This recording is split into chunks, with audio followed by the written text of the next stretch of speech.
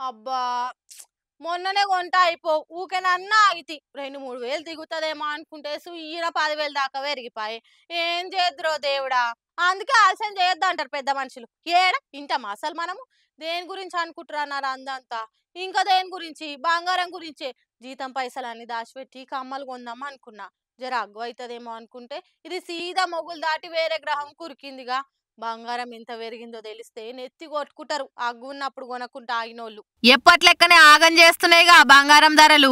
ఇగ తగ్గుతుంది అగ తగ్గుతుంది అని మనం కండ్లల్లో కాకరొత్తులేసుకొని ఎదురు చూస్తుంటే చల్ మీకెవ్వరికి సిక్కనేను అనుకుంటా రాకెట్ వేసుకొని అంతరిక్షం చేరి కూర్చుంది పసిడి ధర. ఎన్నడు లేనట్టు ఇలా 24 క్యారెట్ల బంగారం ధర 70,000 దాటింది. ఇక ఇది పిరమైతే వెండుకుంటదా? వస్తా అని వెనక అనుకుంటా 80,000 అయి కూర్చున్నది. ఒక దిక్కేమో పెండ్లీల సీజన్ అయ్యే. అసలు బంగారం కొరేటట్టున్నదా? పెండ్లీలు చేస్తామా?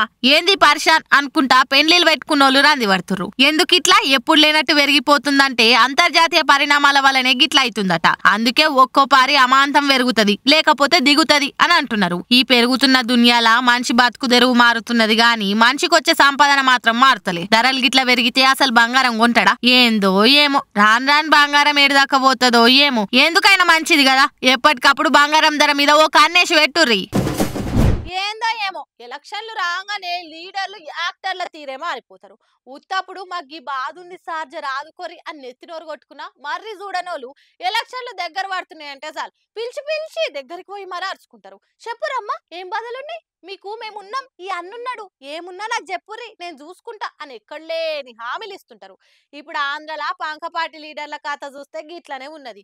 ఇచ్చంత్రం ఏందంటే కార్యకర్తలు వంచే కరపత్రాలు సీదా లీడరే వంచుతున్నాడు. ఇంతకీ ఎవలా లీడర్ అంటే నిత్య ఏదో ఒక సీన్ తోని వార్తలల్లా సోషల్ మీడియాలుండే అంబట్ సారు మళ్ళా వార్తలల్లా గిరికలు కొడుతుండగా ఇటు చూడుర్రి రోడ్డు పంటి పోతున్న బస్సు నాపి పాంప్లెంట్లు వంచుకుంటా మాకే ఓటేయాలి అనుకుంటా ప్రచారం చేస్తున్నాడు.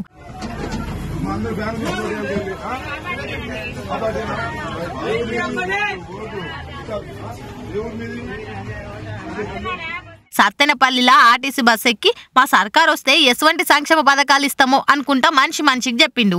గిట్లనే అంబటన్న అభిమానులు వాళ్ళ అభిమానాన్ని ఆపుకోలేక ఆవేశంతో వీడియో తీసి సోషల్ మీడియాలో ఎక్కిచ్చేసరికి పంకపాటోళ్ళంతా ఎన్కేసుకొస్తే గివెన్ చిల్లరేషాలు పోయేటోళ్ళని సుతీడుస్తలేరుగా. ఓరక్క ఆఖరికి బస్సులను కూడా ఇడుస్తలేరు. ఇదెక్కడి ప్రచారం అనుకుంటూ అరుచుకుంటున్నారు ప్రతిపక్ష పోలు. ఎవ్వలెన్నన్నా అనుకోని మొన్ననే చీరలు వంచి ఓట్లు నా అకౌంట్లు వేసుకుందామంటే ఈడీ వాళ్ళు వచ్చి వాళ్ళ అకౌంట్లు వేసుకున్నారు. ఇక ఆలస్యం చేసేది లేదని కరపత్రాలు పట్టుకొని గిట్ల ఎన్నికల ప్రచారానికి కదం దొక్కిండు. ఈ తాప మళ్ళా గెలిచి గద్దెనెక్కాలని అధికార వైసీపోలు గింతగనం తిప్పల పడుతున్నారు. మళ్ళా ఓట్లేసే ఓటర్లు ఆఖరికి ఏం చేస్తారో రిజల్ట్ వచ్చేదాకా ఎవ్వరు చెప్పలేరు.